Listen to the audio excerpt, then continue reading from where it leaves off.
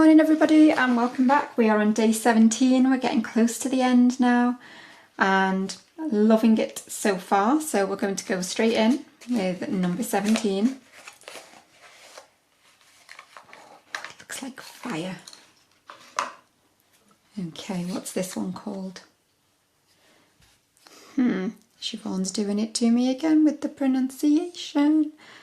So is it carnelian? Is it really that simple? Or is there some silent letters in there or something? I don't know.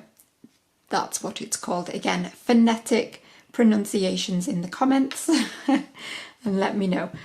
How amazing is this colour? It's literally like fire. I love it.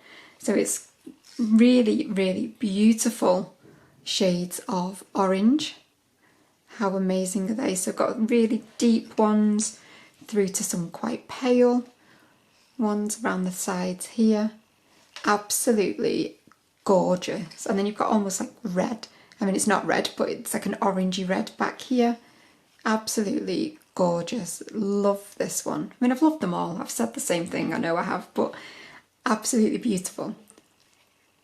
So again, time to add it to my line of gemstone sausages. There we go. I'll see you again tomorrow, everybody. Bye.